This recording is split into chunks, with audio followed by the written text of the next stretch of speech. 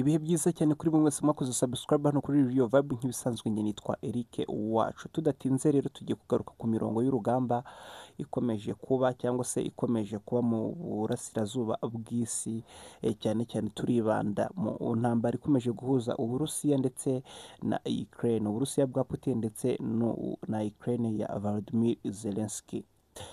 Mu ijoro ryakeye rero hari igitero cyabaye, abantu benshi bakomeje kwibaza ibijyanye nacyo cyangwa se uko byagenze cyangwa se iki gitero cyari ikigamije iki. Turahera ku ruhande rw'Uburusiya cyangwa se ku byo Perezida Vladimir Putin yatangaje ku gitero cyagabwe mu mujyi wa Kiev ndetse n'ibindi bitero bigiye kugabwa muri uyu mujyi wa Kiev.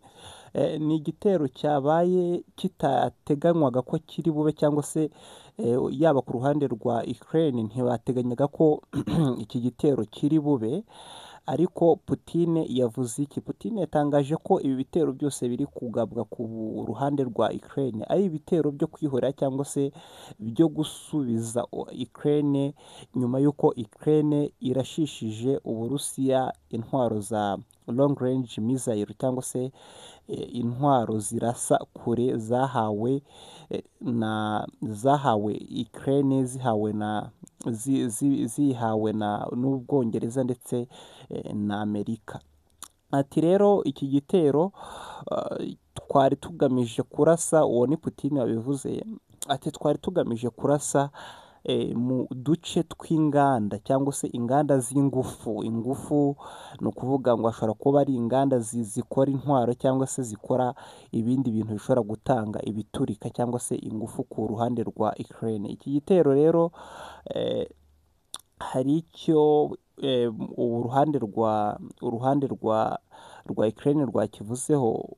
Perezida wa Ukraine Volodymyr Zelensky we yavuze ko tageti ari 12 zarashwe cyangwa se ari ahantu 12 harashwe, mu gihe ku ruhande rw'Uburusiya Putin avuga ko aho hantu harashwe ari 17. Ikindi ni uko perezida wa Ukraine yatangaje ko aho hantu harashwe hose nta musivili cyangwa se nta muntu wigeze ahaburira ubuzima. Ni uko byifashe. Ikindi ukwiye kumenya kuri iki gitero ni uko ari igitero cyari gikomeye cyane, kuko ni mu gihe ikirere cya Ukraine cyari cyibasiwe cyangwa se cyari cyuzuyemo drone zigera kuri drone zigera ku 100. Izo drone zose zikaba bivugwa ko zose zarekuye misile zigera kuri 90. Ikindi ukwiye kumenya ni uko misile zarashwe ntabwo ari ya misile karahabutaka cyangwa se ya misile yavugishije abanyaburayi ndetse nabo mu burengerazuba bw'isi. Misile zarashwe ntabwo ari Orushinike, ni misile zagiye ziraswa muri utwo duce dutandukanye twa calibre muri Ukraine. Ni misile zisanzwe ziremereye zisenya zikarimbura, ariko ntabwo ari kabuhariwe cyangwa se ari misile za Orushinike. Nuko bimeze. Ese niki kigiye gukurikiraho cyangwa se ni ibiki bindi Putin ari guteganya gukora muri iyi minsi? Biravugwa ko Putin muri cyumweru kiza cyangwa se mu minsi igiye gukurikiraho agiye kurasa aho bita decision making center rero ni agace ko muri Ukraine gafatirwamo imyanzuro ikomeye, yaba imyanzuro ijyanye na politike ndetse n'imyanzuro ijyanye na gisirikare.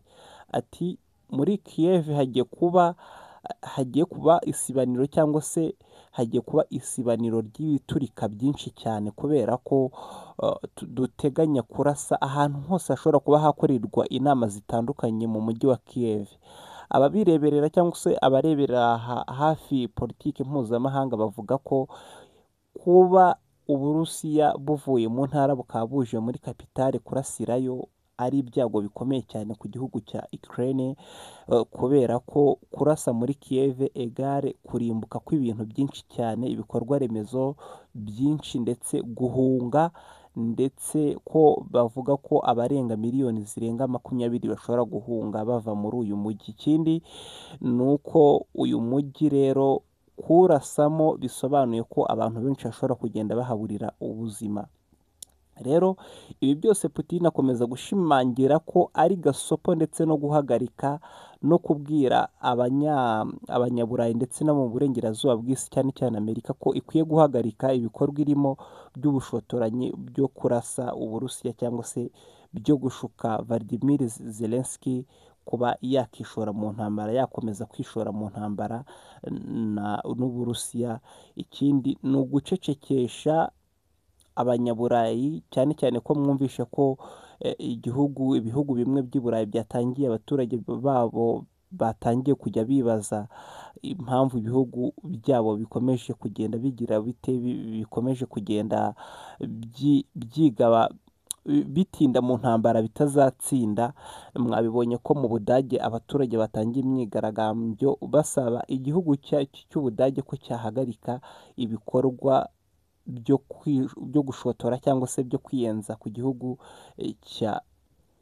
gihugu cy'Uburusiya. Ni uko byifashe rero, abanyaburayi bamwe batangiye kwivumbura cyangwa se no kwivana mu ntambara ihuje Uburusiya ndetse na Ukraine. Ibi byose byabaye nyuma y'uko abaturage b'Ubudage bakomeje kwigaragambya cyangwa se basaba leta y'Ubudage kuba yahagarika ibikorwa byo kwivanga mu makimbirane ahuje Ukraine ndetse n'Uburusiya.